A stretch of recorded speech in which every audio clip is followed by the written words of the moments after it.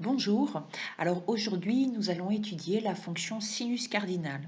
Donc la fonction sinus cardinal c'est une fonction particulière du génie électrique que vous utiliserez l'année prochaine dans le chapitre sur la transformation de Fourier. La transformée de Fourier d'un signal rectangle c'est le sinus cardinal. Voilà, alors il existe deux définitions sur le sinus cardinal. Donc nous allons étudier le sinus cardinal défini par la formule qui s'affiche devant vous. Et puis à la fin de cette étude, nous découvrirons la deuxième définition. Donc le sinus cardinal de x. Sinus cardinal de x est défini de la façon suivante. C'est égal à sinus x sur x, x est différent de 0. Et sinon, c'est-à-dire si x égale à 0, c'est égal à 1. Donc ça veut dire que le sinus cardinal de 0 est égal à 1 et que cette fonction, elle est définie sur R tout entier. Alors faites attention quand vous écrivez le sinus cardinal de 0, voilà, il faut bien mettre le petit c à côté du sinus. Voilà. Ouais.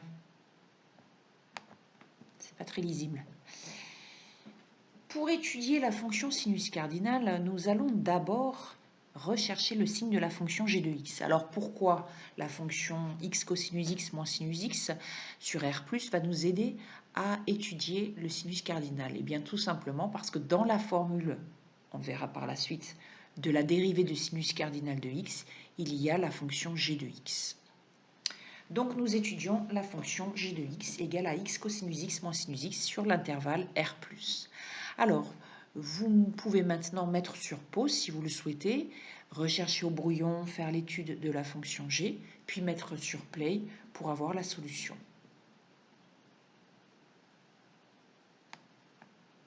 Alors, donc la fonction x cosinus x moins sinus x est définie sur R, mais on nous demande ici de l'étudier sur R+.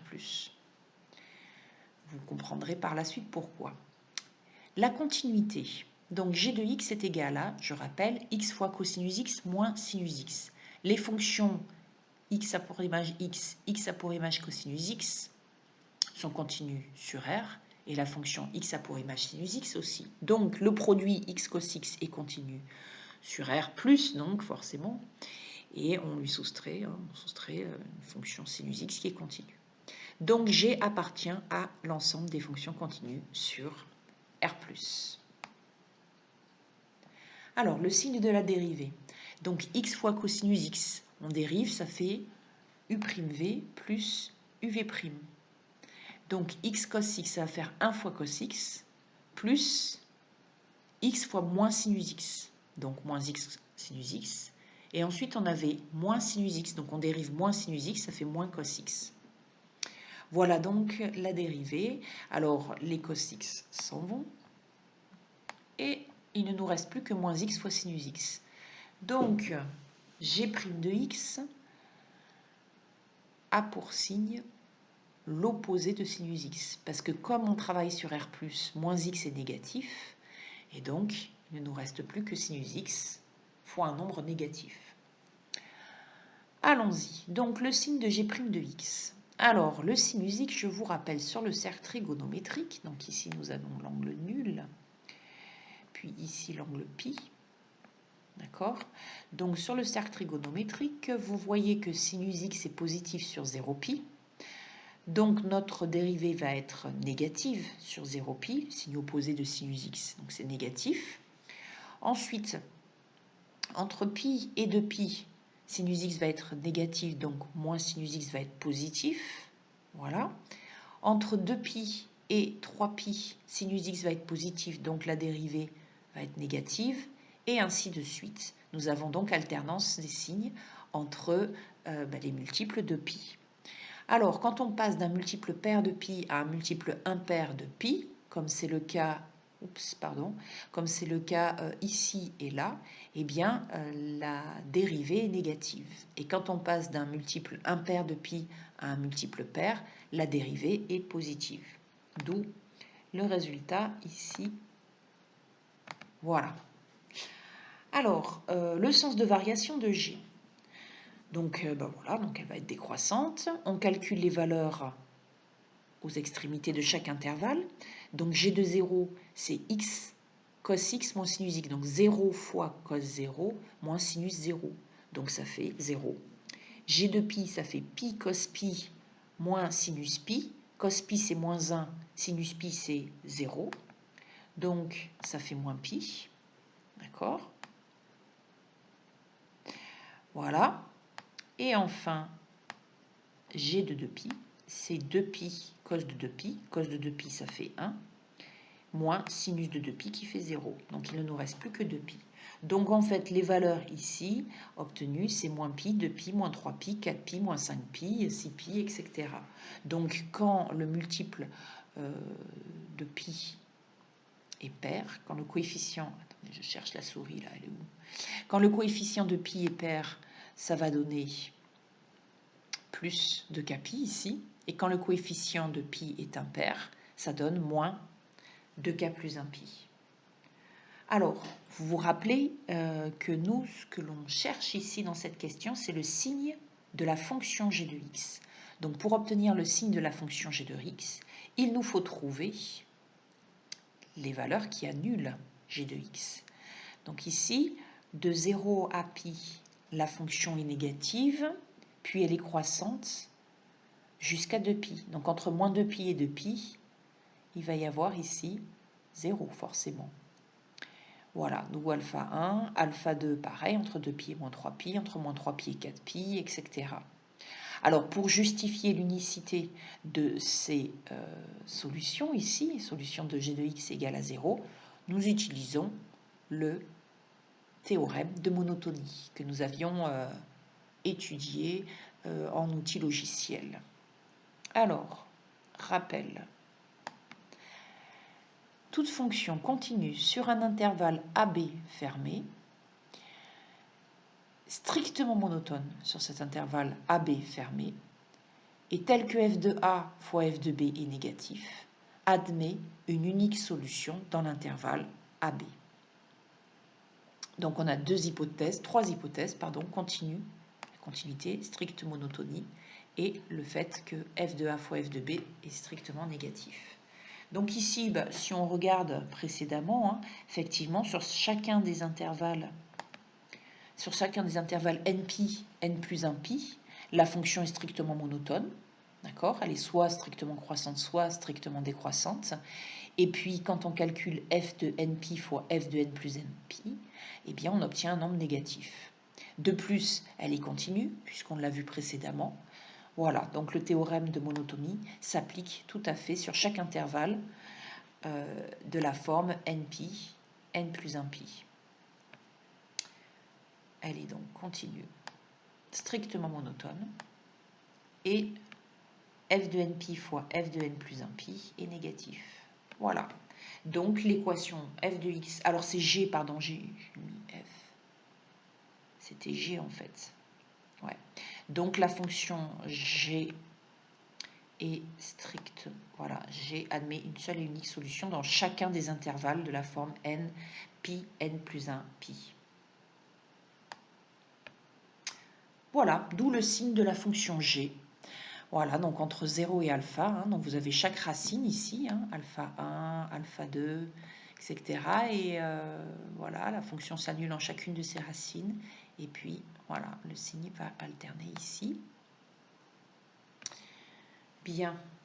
Alors, passons maintenant à l'étude du sinus cardinal. Donc, le sinus cardinal, je rappelle, il est défini sur R étoile par l'expression sinus x sur x. Et en 0, on lui donne la valeur 1. Donc, l'ensemble de définition du sinus cardinal, c'est R tout entier. La continuité est bien sûr R étoile. Il s'agit du quotient de deux fonctions continues. Donc, sinus cardinal est continu sur R étoile. Alors maintenant, je vous laisse étudier la continuité de sinus cardinal en 0, puisqu'on vient d'étudier la continuité sur R étoile, d'accord? Et puis maintenant, il faut zoomer et regarder ce qui se passe en 0. Donc, je vous laisse réfléchir à cette question. Vous mettez sur pause, puis sur play pour avoir la solution. Alors, continuité de sinus cardinal en 0. Eh bien, vous vous rappelez ce que l'on a dit vendredi dernier, sur la semaine d'avant, enfin je ne sais plus trop quand. En tout cas, c'était avant le confinement. La limite quand x tend vers 0 de sinus cardinal de x, c'est ça qu'il faut calculer pour savoir si la fonction est continue en 0. Et si cette limite vaut sinus cardinal de 0, alors on peut tracer la courbe au voisinage de 0 sans lever le stylo. Alors, le sinus cardinal de x, quand x tend vers 0, ça veut dire que x est différent de 0. X tend vers 0 sans jamais l'atteindre. Alors, l'expression, c'est sinus x sur x. Et nous avons vu, page 33, ça c'était le cours de vendredi dernier, que en utilisant la technique sur le nombre dérivé, on obtient sinus x moins sinus 0 sur x moins 0, ce qui donne la dérivée de sinus en 0, c'est-à-dire cosinus 0, 1. Eh bien oui, c'est bien le sinus cardinal de 0, c'est comme ça qu'il a été défini. Donc la fonction sinus cardinal est continue en 0. Et comme elle est continue également sur R, eh bien à ce moment-là, la fonction sinus cardinal est continue sur R tout entier. Alors, maintenant, l'intervalle d'étude. Peut-on réduire l'intervalle d'étude? Donc, on a vu que le sinus cardinal est continu et défini sur R, en tout cas. Est-ce qu'on ne peut pas réduire cet intervalle d'étude? Donc, il s'agit d'étudier la parité de la fonction sinus cardinal. Sinus cardinal de moins x, c'est sinus de moins x sur moins x. On sait que la fonction sinus est impaire, donc ça fait moins sinus x sur moins x, d'où sinus x sur x. Alors, on aurait pu aussi raisonner de la façon suivante.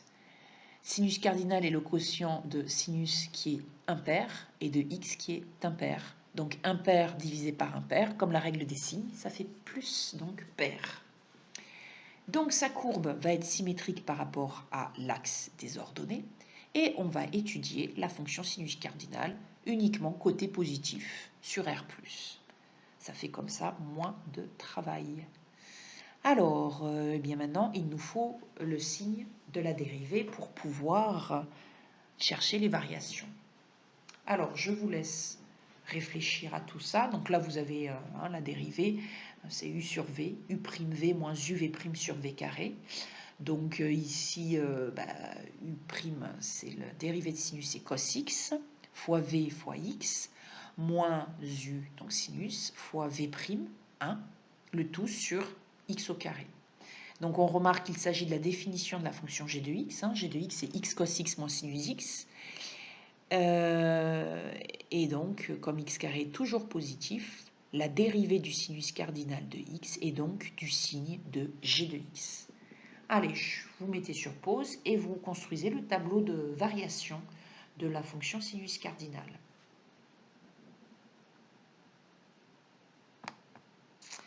Alors, donc on reprend, vous vous rappelez, le signe de g' de x, de g de x. Donc on avait vu qu'il y avait les zéros de la fonction ici, alpha 1, alpha 2, etc. D'accord? Alpha 2k, voilà. Et donc, le signe va nous permettre d'écrire les variations. Voilà. Le sinus cardinal de 0 est égal à 1. Sinus cardinal de pi, pourquoi pas, c'est 0. Ça va nous aider graphiquement à écrire les points d'intersection avec l'axe des abscisses et la courbe. Voilà, 2pi, 3pi, donc ça va s'annuler puisque ça fait sinus pi sur pi, sinus n pi sur pi, ça fait 0. N est un entier naturel, bien sûr. Alors, la limite quand x tend vers plus l'infini de sinus cardinal de x, c'est la limite quand x tend vers plus l'infini de sinus x sur x. Et ça, on a vu dans le cours, c'était la technique, c'était le théorème des gendarmes en fait, parce que le sinus x, il oscille entre moins 1 et 1. Donc, sinus x sur x va être compris entre moins 1 sur x et 1 sur x sur R+, étoile. Moins 1 sur x et 1 sur x convergent vers 0 quand x tend vers plus l'infini. Donc, la limite en plus l'infini de sinus x sur x est égale à 0, d'après le théorème des gendarmes. La droite d'équation y égale 0 va donc être une asymptote horizontale de la courbe représentant sinus cardinal en plus l'infini. Donc on va pouvoir maintenant tracer la courbe représentant le sinus cardinal. Alors on remarque ici, je rappelle que donc la courbe représentant sinus cardinal coupe l'axe des abscisses en pi, 2pi, 3pi, 4pi, tous les multiples de pi en fait. Et puis dernière chose, pour pouvoir tracer plus précisément la courbe représentant sinus cardinal, nous allons chercher l'intersection de la courbe représentant sinus cardinal et de la courbe représentant l'inverse. Alors pour cela, vous pouvez mettre sur pause et chercher au brouillon, même si la solution s'affiche sous vos yeux, vous faites style, vous n'avez pas vu. Et puis voilà, vous remettez sur play pour avoir la solution. Alors, donc pour cela, pour déterminer l'intersection entre ces deux courbes, on va résoudre l'équation sinus cardinal de x égale 1 sur x. Sur R plus étoile, bien entendu. Donc ça revient à sinus x sur x égale 1 sur x, si et seulement si sinus x égale à 1, et cercle trigonométrique, vous savez que le sinus x est égal à 1 pour tous les angles de la forme pi sur 2 plus 2kpi ou k. Alors k, ici, dans notre exercice, va être un entier naturel, puisqu'on travaille sur R+. Donc ici, en fait, il faudrait plutôt écrire entier naturel. Alors, les courbes représentant sinus cardinal et 1 sur x se coupent donc en les points d'abscisse pi sur 2 plus 2kpi. Alors, ça veut dire que pour tracer la courbe représentant le sinus cardinal, nous avons les points d'intersection avec les multiples de pi, et nous avons tous les pi sur 2 plus 2pi, 4pi, etc. Nous avons l'intersection avec la courbe représentant 1 sur x. Voilà ce que nous obtenons. Donc ici, je vous rappelle, vous avez l'intersection. Donc là, vous avez pi. L'intersection avec des abscisses. Là, vous avez 2pi, 3pi, etc. Et puis ici, vous avez l'intersection avec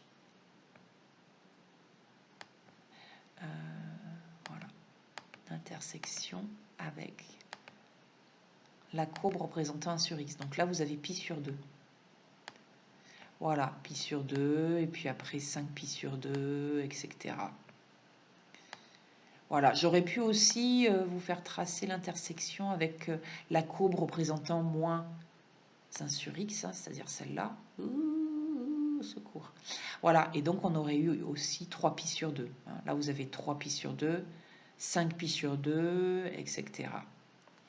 Et puis, une fois qu'on a tracé la fonction sinus x sur R+, comme on a vu précédemment qu'elle est paire, on n'a plus qu'à tracer le symétrique par rapport à l'axe des ordonnées. Et voilà ce que nous obtenons. Donc vous remarquez que en fait, la courbe représentant le sinus cardinal ressemble à une sinusoïde. C'est pas étonnant puisque son expression c'est sinus x sur x. Mais c'est une sinusoïde un peu particulière puisque son amplitude tend vers 0 quand x tend vers plus l'infini. Vous vous rappelez tout à l'heure, on a dit qu'il y avait une asymptote, y égale 0 est asymptote à cette courbe. Donc en fait, vous voyez, la fonction sinus cardinal, la courbe représentant sinus cardinal va en fait osciller autour de l'axe des abscisses et son amplitude va diminuer au fur et à mesure que x tend vers plus l'infini. On dit que cette courbe est une sinusoïde amortie. On dit également qu'elle est pseudo-périodique et que sa pseudo-période, c'est 2pi. Voilà. Alors, venons-en à l'autre définition dont je vous avais parlé au début de cet exercice. Il s'agit de, regardez, sinus cardinal de t, c'est sinus pi t sur pi t. Si t est différent de 0, et c'est égal à 1 si t est égal à 0. Donc vous voyez par rapport à la formule précédente, c'était sinus x sur x. En fait, il suffit juste de faire un changement de variable x égale à pi t. Donc pour la représentation graphique, eh bien aussi, ici, au lieu d'avoir pi sur 2, on va avoir 1 demi. Ici, au lieu d'avoir pi, on va avoir 1. Ici, 2, 3, etc. Voilà, donc sa courbe est une sinusoïde amortie également, et la pseudo-période, cette fois-ci, est 2. Voilà pour l'étude de cette fonction que vous retrouverez l'année prochaine, en deuxième année, lors du chapitre sur la transformation de Fourier. Voilà, bonne journée, et puis je vous donnerai les exercices à faire pour la semaine prochaine, après l'amphi de vendredi, qui portera sur les fonctions réciproques. Voilà, à vendredi, et bon courage. Au revoir.